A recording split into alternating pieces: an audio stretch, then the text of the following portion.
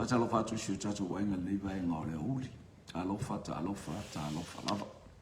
Ia ile anga le lei o le atua i lo walo mai leiva e ngā le aso. Fia au mga lunga tiu whaiva sa fia ngai whi masiu tatu wainga. Ia lewa se maria malu tatu sa, wha malo fo i ma whaftai atu fo i. Ile tina apole tu fini o le Arise and Shine.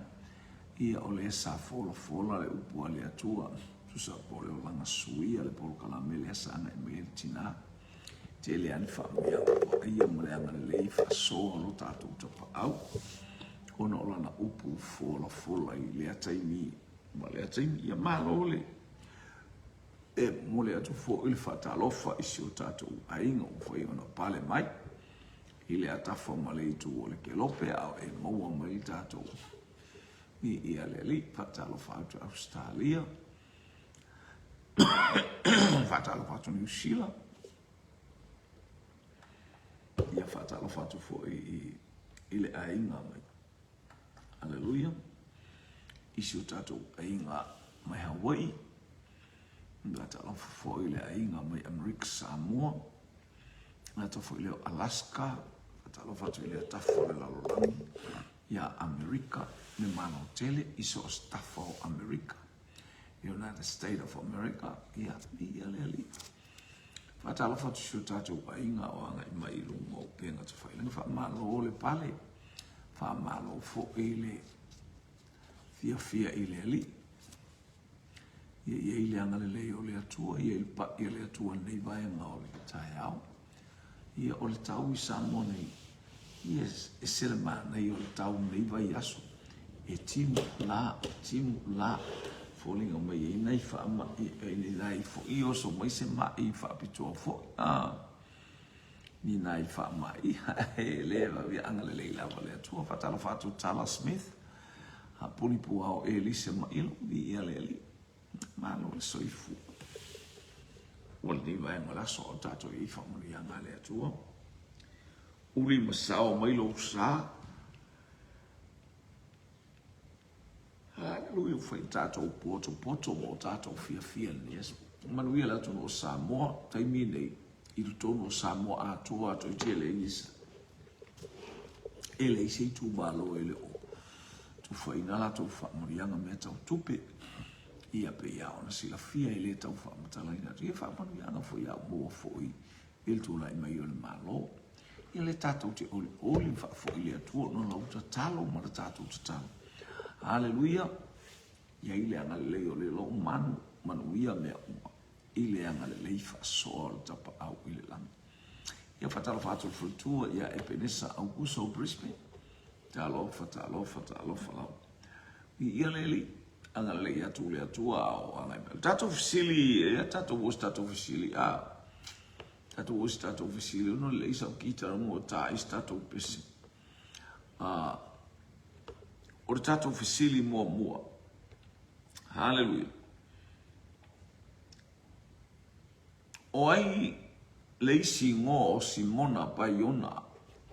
Le la tato wo ingoana nisi noa na fai ngo ai. Ia le tuspa ia tangata o tuspa ia tato fai tau I swingo ngo tangata. E tato mata fo ima tato baba ai tua.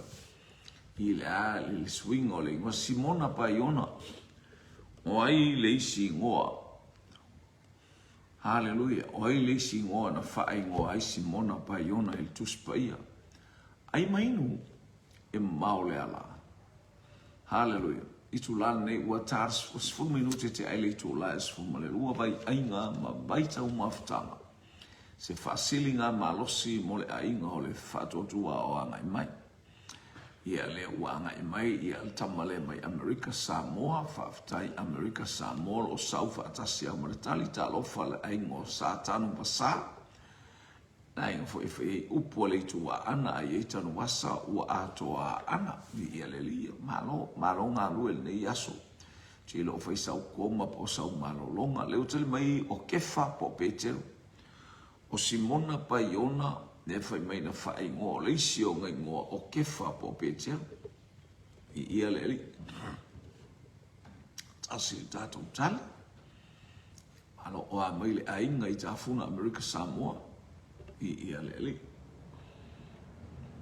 fatalofo foi I le fartua ia kalfoe ia pi ia le lima lole o New South Wales po New South Wales ia pi ia le atua teini o le kangaroo ia teini fo ia le wallabies hallelujah ia le li praise God whamanu ia atu le atua ia te oe le fartua anga le I fuafuanga o le nei aso e lui se fo I o se vai inga ma se vai tau mafutanga leo e alo ia ato fo I masina fesili e tali ai haleluya fa mata ngofe pesiani ani saina a pe fa se kale pe mena I mena mana ia fa talo fa temu fa talo fa ia le li fa talo fa fo atu tua haleluya vi ia le li o tato fesili to e Paulo le awina to le tato fesili haleluya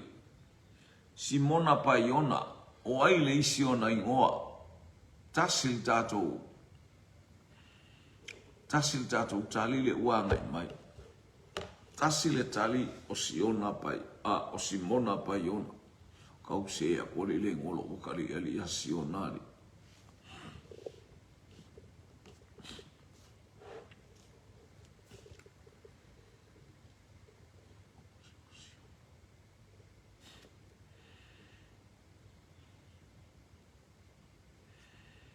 Hallelujah.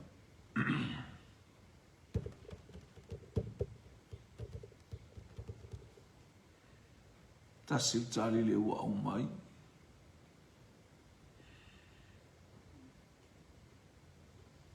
Olo fatali pe musis tatu tali pon tatu se lua apostol.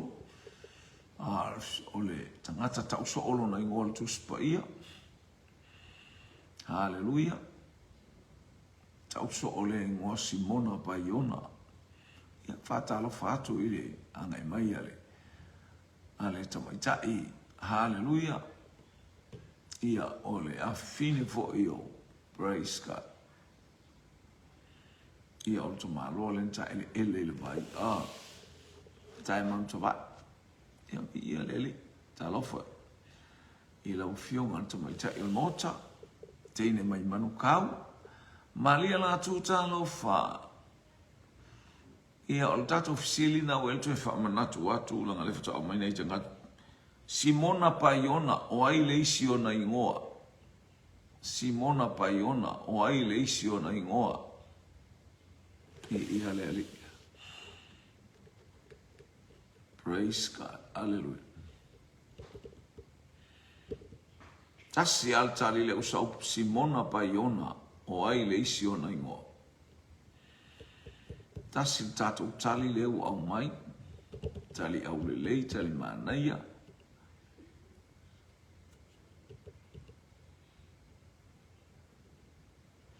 Ia olo i eifo il fape na fo ile la ia mato. Leo tali mai chema o Peteru.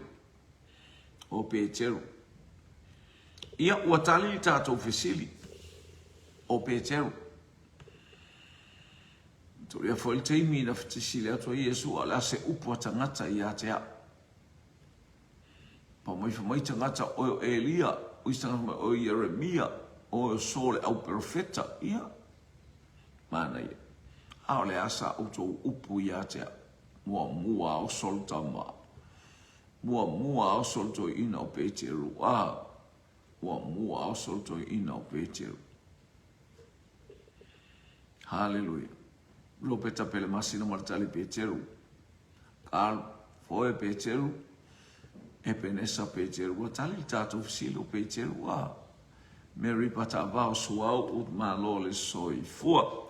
Fai mai Yesu. Eleto ingoa oi a Simona. Ingoa oi a Peteru.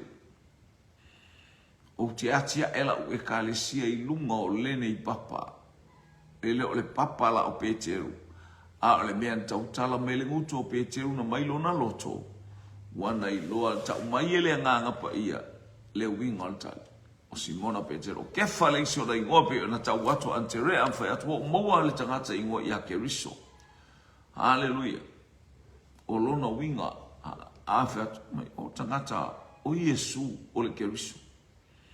vi ia le atu ia tu mua pe ni ata ta alofa lava vi ia le tali tatou fisili mo momo no ua tali o pe teu ia o ile singoa o Yesu o ile le ngo Yesu se singoa e fa ngoa Yesu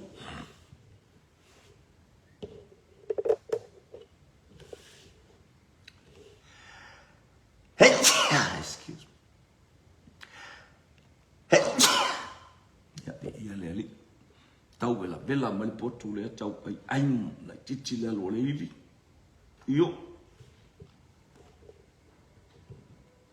ia va tai gemma mal tu sit su mole ono tu si ama tai alon fa po su mole ono mal su mal fitu ia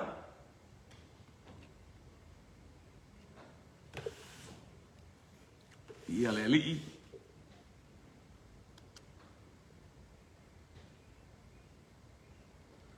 Anthony Tanuasa o Emmanuel o le Faaola o le Mesia mai a Gemma mai a Tanuasa family Emmanuel Calfoe Emmanuel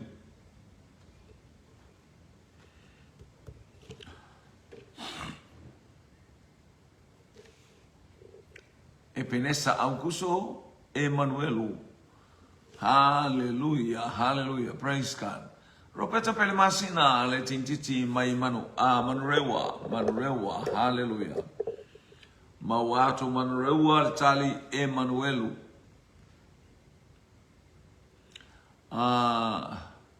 Fabia mtoe amweli stani mai atanuasa Keriso Mesia leo ma moe lelei Faaola lelei tat Keriso Mesia leo ma moe lelei Faaola ia leli mo warta le tatou fisili ma lo le tali sile mana ia nei si va pe ia tau tuai an tatou ia via le tau pe tatou fisili ia mana ia mai ia lo put up a lot of attention nei ia uli a se fio e to nei tatou ai ngai fo mai ia leli mefi tu malo ta lofa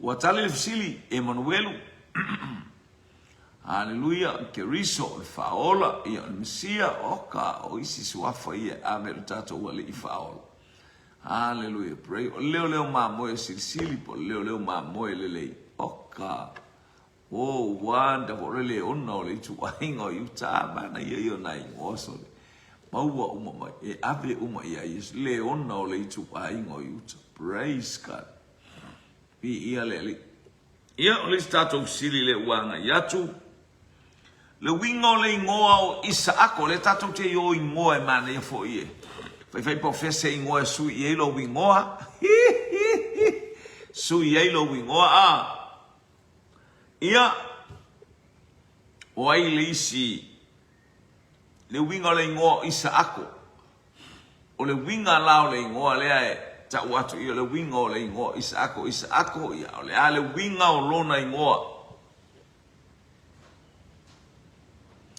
ia le ai e vatu o ia fai ale me mua ma tato iloa ele fai tato fai el pokalam ia e tu una I tato whanau e tata wan tato ia ile ta wan tato wo mua the first priority va aina tamaiti mi if after tele amo o to ta unapa el fanau o le tofi mai le atua le va pe mai tema o le ata tu muli pola ta lofa I la ususunga mi ia le nei vai nga o le wa tali me foi o lua tato tali mai manukau ma le tali mai New South Wales hallelujah Carrefour ata ke nese sumarfitu fai upes fulu maleiva okale au le leisol ia leli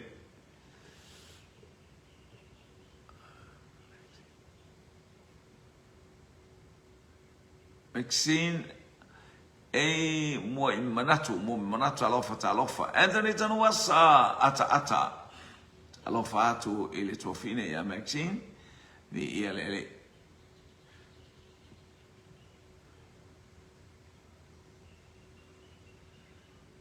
Hallelujah o le o mai tali Anthony ka Osefa tanu pasa ata haleluya tasil tali ata lua tali ata tolu tali ata leu to se mai le teine haleluya mai Bumston North angara lei mangalofa vi ia le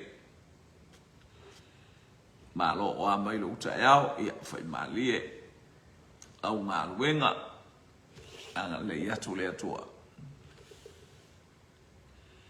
esse le amio le lei o le vasenga le ate lo le lei anga le lei el to fine el vasenga esse le amio le lei haleluya tau safia haleluya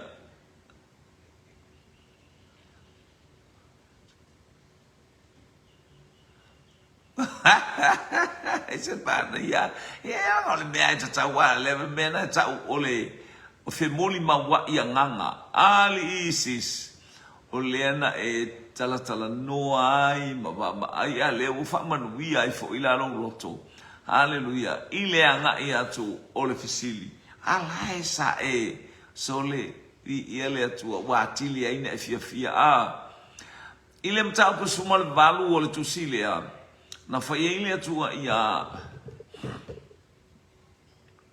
na asfurfit tatu mar surfitu fa atu le tua ata alto ina o Abraham puno bilalo ata fa atu la fa na mai lo to lu se ata Abraham pe ta fa ale mauti no Abraham ile mta pusumul balno mai angelu ia il falelea ole ainga lea ai mai tali Abraham ia lele seleman ia ole e foi atu ia la fan au Sarah sana tama fa peni tau sanga asau ia e lo la ile o se tama Sarah e te fa fena e lo fa mai le angelu fa peni le tau sanga asau e le sta mai titi o ise se fulu male lua ni masina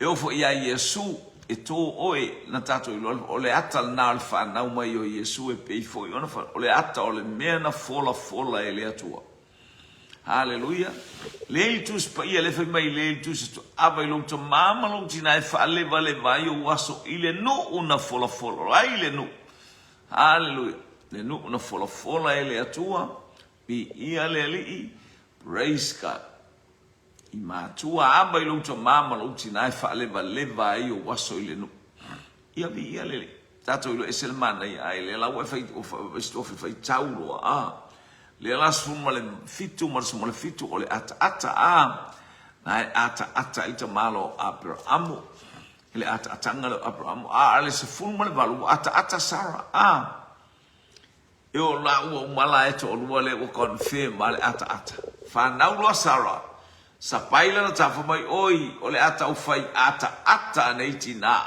mata o puelo smartasi hallelujah praise God on mata o kenese amatanga mana mala ata o fai fe ataini nei ata tina no wavai o kale matua le ngilo makua so le awona sa pai se tamai titi au lele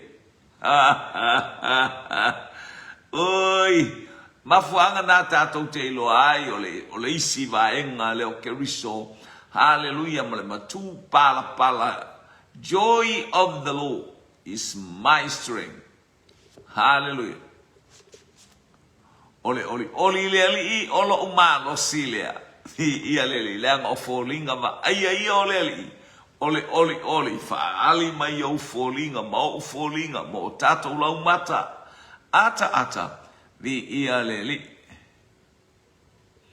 ta wala mata ata pe la ia le ita ia to ata pe aya ete alu e fa pe walu lo usola la ke ika ia la ke aka pe ke yo ai fa ali pe se iva ai le o le atua ia le waf su malta mai ta mai fiti hallelujah fa ta lo fa mai tene le mai fiti fa pe wele ia lu tene le fiti ia pura minaka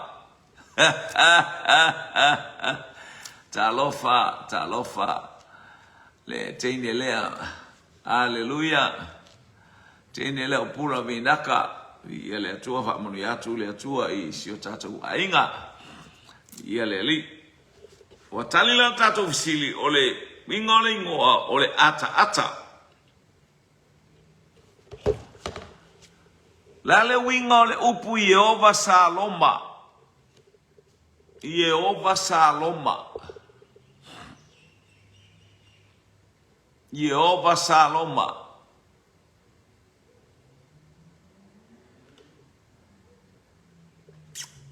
Ina telo ina au le al faifi awali aki sau en famoi talo fa. Tauna sui mai lo fa. Sau fa mai pe fori o fato au le le al faifi au ngai au le. La ngai ata. Le anga fa mai ole winga le ngo Yesu ata. Ia le. Ai le fai mai anga le. Sau au le al faifi au to mai tol mato nu au le. O te nofo le o ngā tonu ata i tō pito o lua manga le ma ngā lofa. I ia le li, sasa ai li, si ai lano li, ai nofo i tonu le ticha. Anthony Tanuwasa and Alita Si family, Tanuwasa family. Ole ali i ole file mu, le winga, ole ingoa, hallelujah. Lale winga ole upu Yehova Saloma. Le o tali mai Tanuwasa family ole ali I ole file mu. Hia? Ole atua ole manu malo. Hallelujah. Apornia fia palangi talofa. Moiloa, malo le soifua. Ole atua lo manu malo. Angale yang alofa ole li ole file mucho. Tasia stato tali vi ole li praise God. Hallelujah. Luas moralu minuto te ai le tuna se fulu malelua. Ole atua lo manu malo le praise God. Hallelujah, Natasha faera o malole soifua ya te oe le tua fine per fanau vi ia le li alof teleato il tina ya venise vi ia le li mana ia pokalame mana ia baba ai tu hallelujah fa aina mai os fanau ia angale le ia tu le tua praise God ia deu fa mai gal foi yo vol file mu. Tu sawai chema sorry ole atua ole file mu lea se atu ia Yehova nese ia faaftai. Hallelujah, praise God. Hallelujah.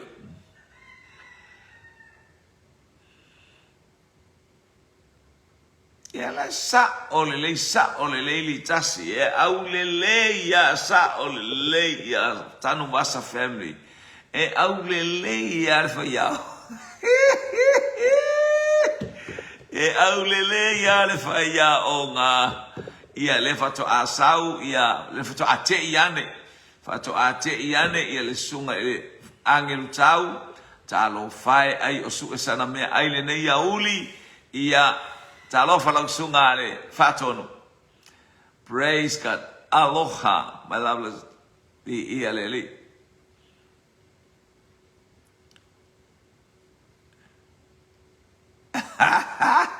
ia nana fatu lo saulo mole mal fatonu ali.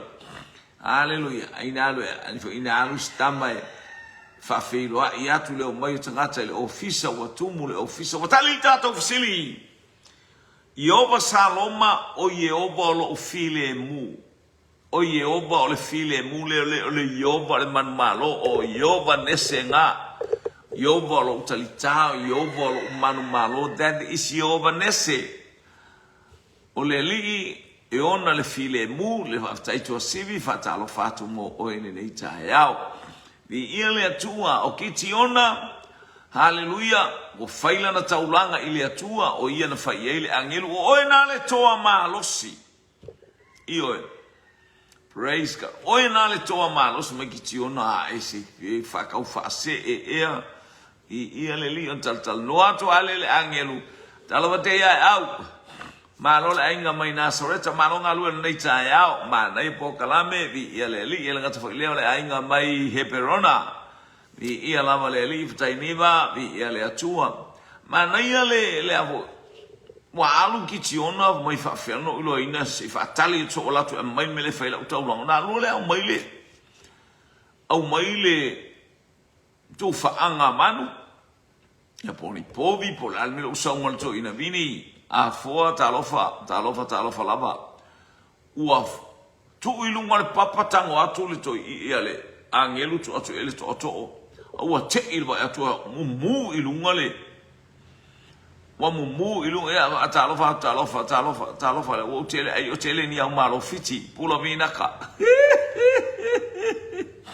tu sale o lua martini le o fetalainga esa wontene le pisa pe sa so mai fiti na fato afo ya to i fo ya to o i lato ainga I Brisbane kel kolio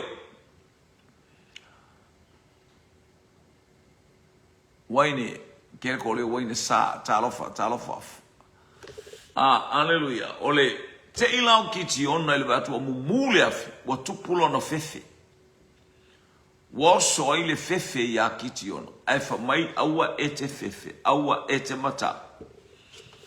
Oa uole atua. Hallelujah. Ian whapea mai lo olea. Whapea ilo o kitiona lan whaiale upulea. O Yehova Saloma. O lona winga. Yehova Saloma. Hallelujah. Ole file mu. O Yehova le file mu. Whaftai. O leisia tatou fisili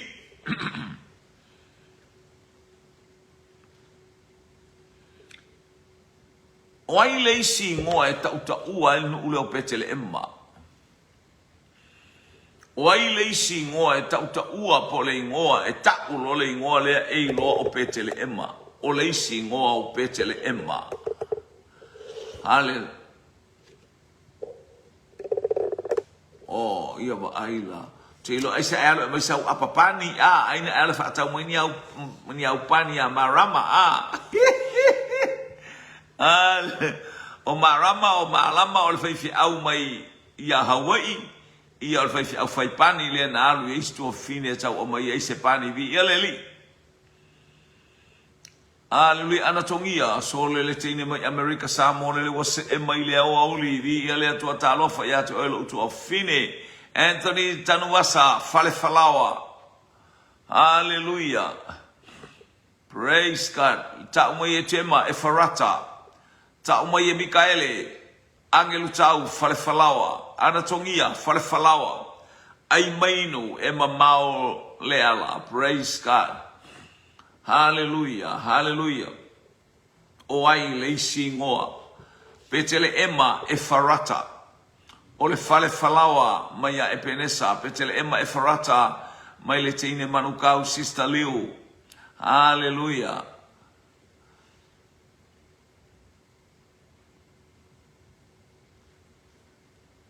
ia le fapia mai ole fale falawa tui mamasi ia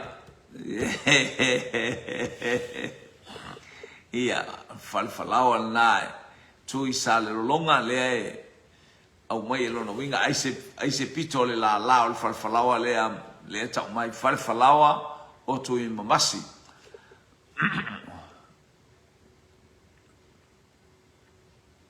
ia le o famo wa kopi le boy ia faftai moletali famlia le atua talo va seu pule hallelujah ia le nei vanga le aso mo ia manu ia fofuanga mga ruenga fatati o nei asowi ia leli hallelujah falawa lelei falawa lelei le fa mai tu sivi falawa lelei singo o petele e masa o le tali o Efarata ia mo le tali le au mai mana ia o le falawa God's bakery o le fale mea ai po le falawa o le atua praise God hallelujah vi ia leli O le tali nā tātou fisili mānei a alo wafi ane le fale falawa break. Pe a e lata mai. Ia mai se falawa e ai ma le fai a onga tapu fia ai falawa ina ua tau.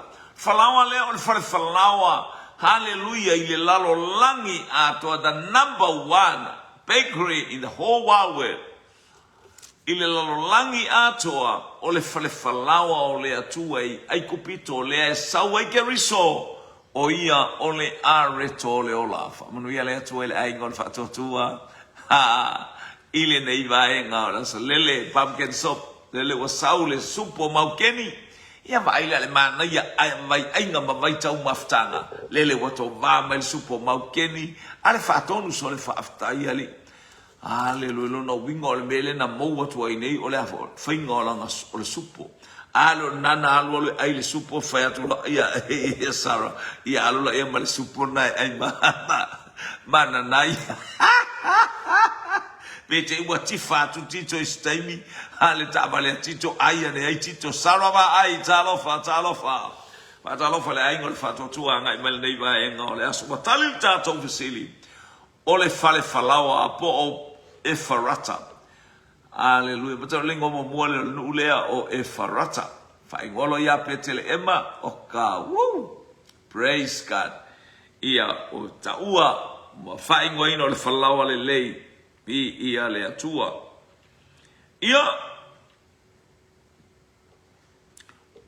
le winga o le ingoa o Isamaeli.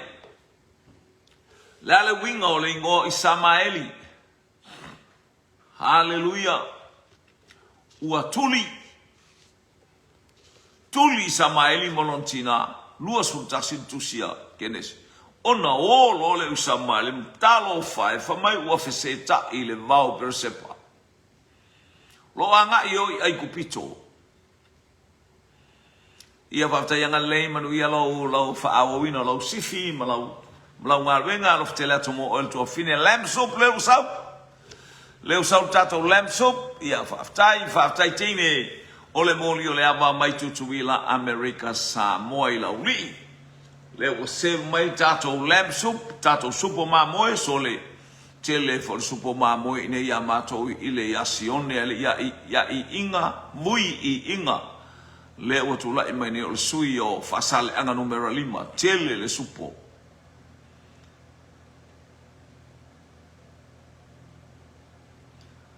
Ia afaftai saravi ia le atua praise God. Hallelujah. Ia le ua maua mali tatou tali mua mai a tema ua whaafofonga le atua. So mai martali lona lua tali mua le ilunga atu hallelujah mai Manukau, New Zealand, South Auckland. Ma le tatou tali lona lua mai le hallelujah le taulanga o ile malai lele o tafuna Amerika Samoa ile sunga ya Anthony tanuwasa mare ainga ua whaafonga ina i Yehova utinga leo to itali mai lalo mai ia jema ua whaafonga ina le li ilo utinga. Hallelujah. Ea li praise God.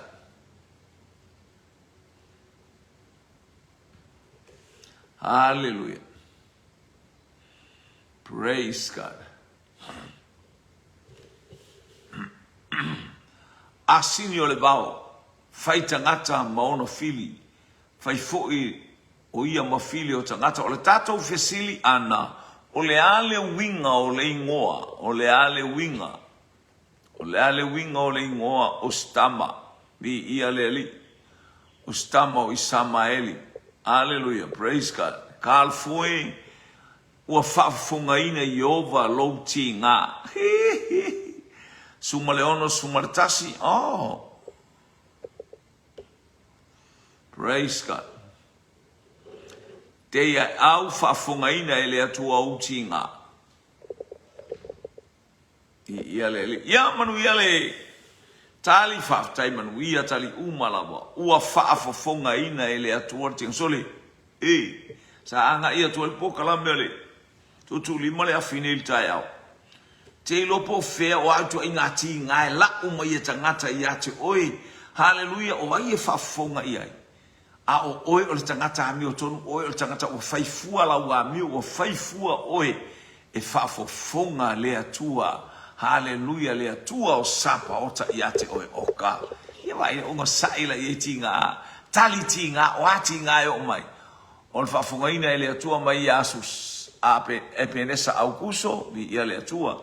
Iwa sumatolu I totonu sorry si totu wane ilalo. Iwa tolu sumale iwa I tono Brisbane whaaftai le wa iwa fast fulu I totonu o la tatou a inga nei. Whaaftai, hallelujah, praise God. Whaafongaina I ova tinga oka esole. Esele mana ia tele. Wa mai lao e talia tinga I te uma ono sai. Ai sea. E le talia e lo tamai, le talia e lo tinai, le talia e lau pule, le talia e setas. A olo o whaafonga Yehova I le ami o tonu o lo loto. E mea na alu wai le teine lea. O akara. Talo o whai. Ua whaafonga ina Yehova le leo le tama. Taimi na whaafonga Yehova le leo le tama. Praise God. Nenta apu e lo sultasi. E se fo il mele alwai le sola ai am ta pula lo sul tasina pe nai alwai lo po lunga atu fai upu por sfu lima po alto por sfu fitu fa fonga Yehova I le leo le tama te lo ele fa fonga Yehova leo le fin fa fonga le leo le tama wai ona le tama le o le toto apro amo o le tino apro amo e fa pena hallelujah la le te tangi no si au tama lai fia hallelujah va long o le tama le fafine tatalo o le tama le tina mafuta o le tina sa ili hallelujah I mele le mole ainga lea mi ia le tua oliva se uli pali talo vai la usunga le fafia ngainga ia malo le soifua es wobe odi san tangaloa talofa lava ili neiva enga o le aso malo le soifua o le winga na le ngoa whaafofonga ina Yehova o ati ngai o iati o afafita uli o ni mea o whaifua lefa mai ai ia tamaro o Jakopo o Josefa ia eta ua au ia Farao e alu lo manuia Emmanuel Sala talofa tafisi Mau Samoa, talofa lautina, ulunga ono vi ia le li talofa tama, vi ia le tua malo le soifua malo le tau, ia ile anga le lei o le tua le mafuta mai vi ia le li. Praise God, wati nga o afa i tau le fe au le tau moli po le winga o le ingoa o Isamaeli e whaafafonga ina Yehova lautinga. Tau e apre e tamale alu e whaia, e alu ma e to e fo i le tau tu waina. Ia eta ua u ia Farao.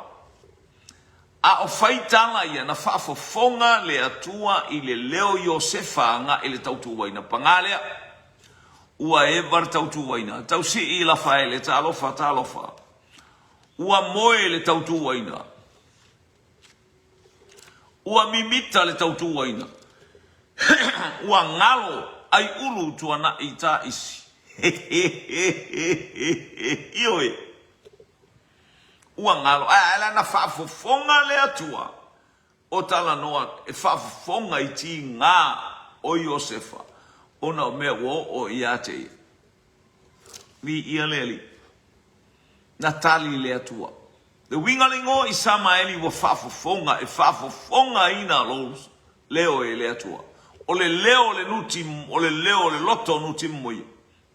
Ia avela ia ile atua le vi inga. Malo le tali. Vi ia le li. Ia, sawia. La le winga o le ingo Utah. Whanau tamengo ya Reupena. Whanau tamengo ya Simeona. Whanau tamengo ya Levi. Lele ua whanau le tamengo ya Utah. Ia, sawia. La le winga o le ingo Utah. Tau si I Rafael, talofa. Kelkolio Fasavalu. Waini ia leli talofa lavalo ainga Sarah ba aivi ia leli ia ile anga leli ole tu ile anga mai praise God ya le winga ole tamaititi lo na fa alea ina ua fa nau jema teine lea mai sili masat paitea mapalauli okare kele o mu ole ngi kanga kasol Ia ole tamaitai. Hallelujah ole mota mai manukau. South Auckland. Utah ole vi inga. Kal foe le wanga mai lua ia tatou tali. Vi inga. Kal foe ole faletua mai tonu o New South Wales. New South Wales se a. Elis afa talofa.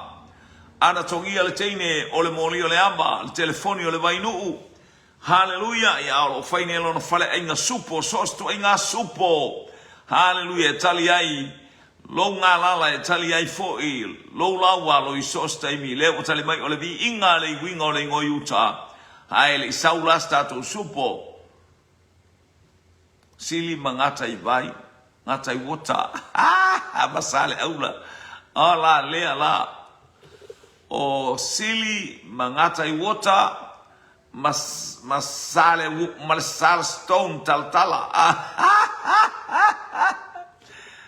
ole vi inga mai aro peta pele masina teine mai nasareta au te au vi inga ana tongia o te vi ile li Susana Fetalainga levantau su estalies teine malor kopi Susana Fetalainga fai ma fai te me ai e tau mai le fai fi au a tau mai le fai fi au ia walu le atol faltua ai fai ma fai se me tau sami ale fai fi auto titi manava mai macaroni soup le wanga mai ana tongia wanga mai le macaroni soup ia po le supo fa edeta ua tato o le supo afato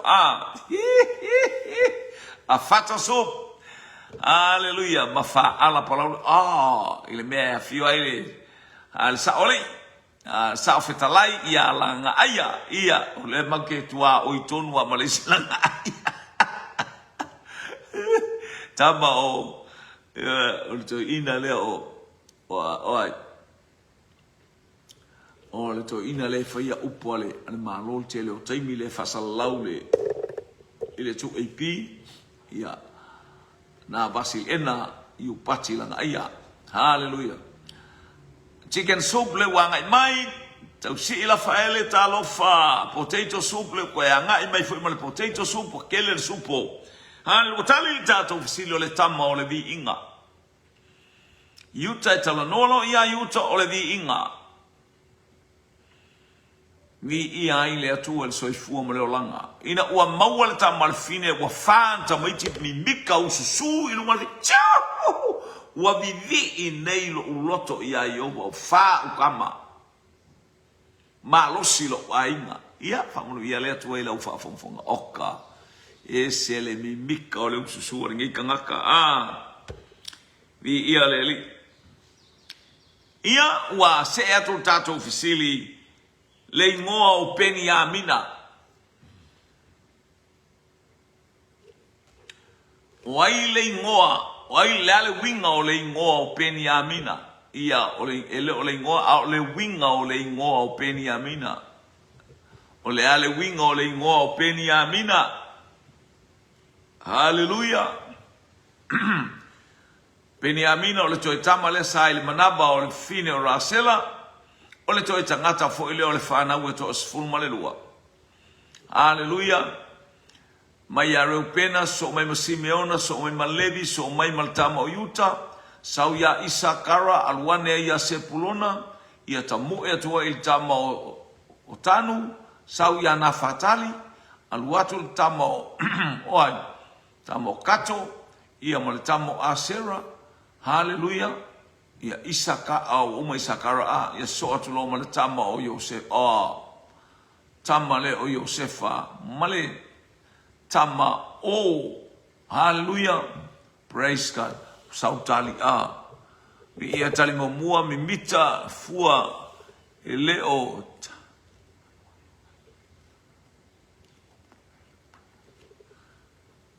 o wa fa mai lo le o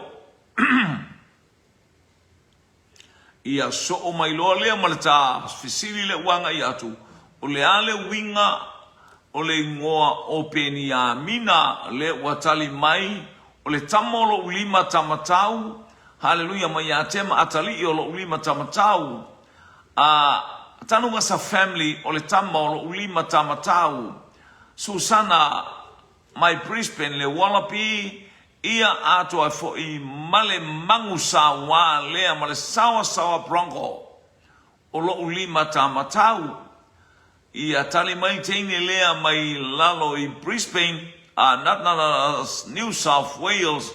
Hallelujah. Yo New South Wales la ele aulea alea aulea Penrith emo ile mi aule awanga wa New South Wales e Penrith ia le fapea mai le o lomtua o kalfoe o ia o ulima tamatau te ia au faftai tele a mole te ufungala au le nei a uli te o mai amato malo e whainit sa o ngal mato ainga ia o mai wai eise te wilunga o le laula o le whaife au faftai anatongia lo ulima tamatau. Hallelujah. Jene jambu I talofa bi ia le ali ai mainu o e mamao le ala e le ula vale le vasenga ese le popoto male ata mamai e monia fafafine. Hallelujah. O pusa I fanga savai sauma nei ala na au manu malo teine ai fale tonu tama o te fila te ya la tama moi o ile leia genye o kama e malusi le ai ngao po feo fai ane ai se lato ngao kalo pensa o ia nala le au le kal foi le o mai o le atali o lo ulima tamatau mai le teine lea mai manurewa rope tapele masina tua sivi tole afoa tama olo ulima tauanga vale sale ese vo ia fainga ese ia ole talia le tini le mai salimu ole tama olo ulima tauanga vale tai tina tua sivi le kama o ginge ova le ai supo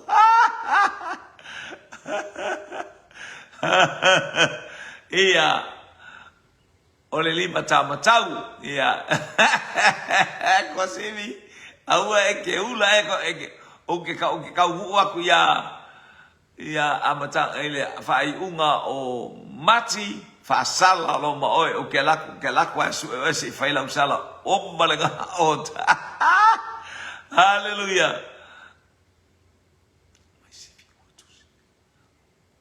Oka talo fai atu sivi wa tusilo na ingo alela wal watu la walwa ini usilo le tufta ole sala I vi ia le atua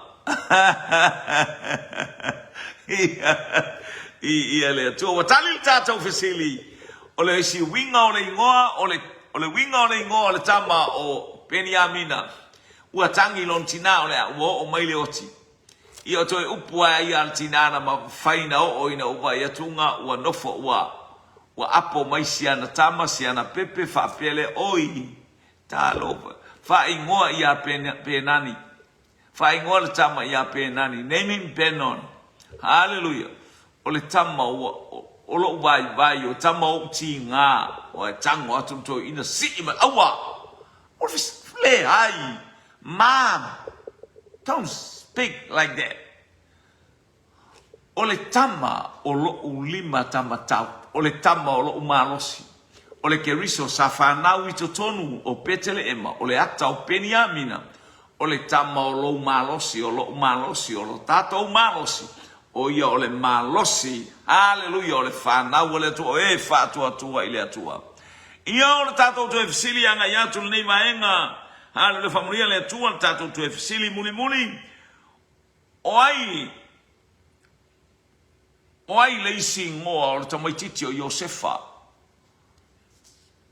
Who is another name for Joseph. Ia oai leisi ngoa o tamo Josefa. Ia lele I whamunuia le tuale aingole. Ai mainu. Il nei vaenga o le auli awanga I mai. Aingole whatotoa whamunuia le atua.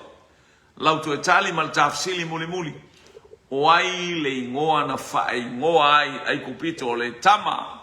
Hallelujah o Josefa.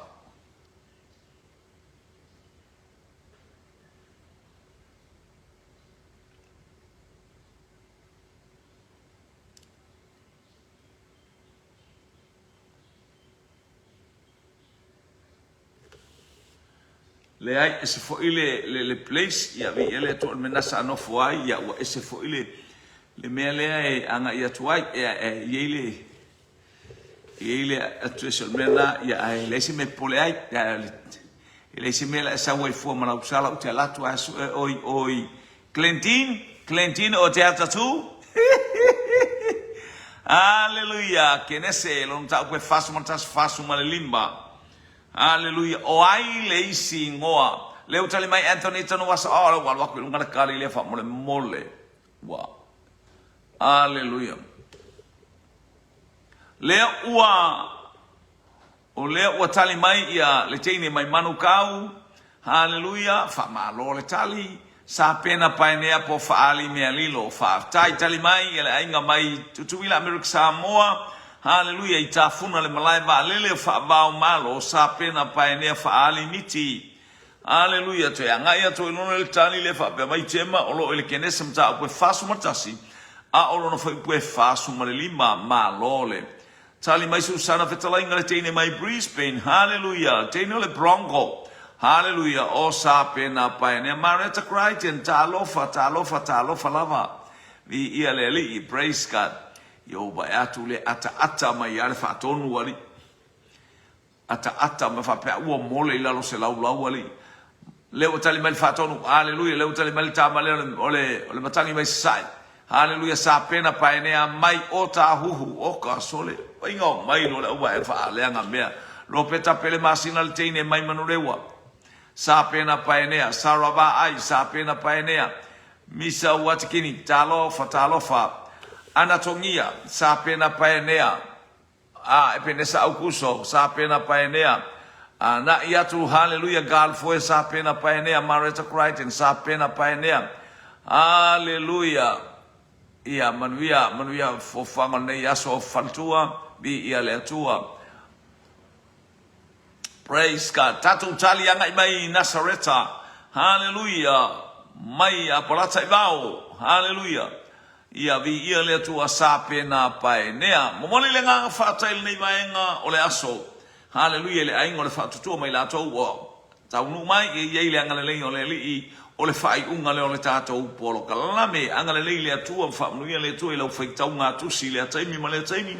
Ai mai se foi sa ile nga le upo le tua ile itu aso male itu aso fala ei oile ato sauso watu le mano le toto Yesu Keristo ito enga le nei aso matuli muli auloina tata ule mana lona nganga pa ia ina ia ipeana famlianga ele mavai lunga lona ainga faftai tele lo mafuta mai lau o ona tautua ia te oe haleluya mole ai mainu male nganga fa maulalo ona o Yesu amene ma amene ole tale tula elima ya nga ya tuwa tato polo kala me masani haleluya ole taulanga afi amene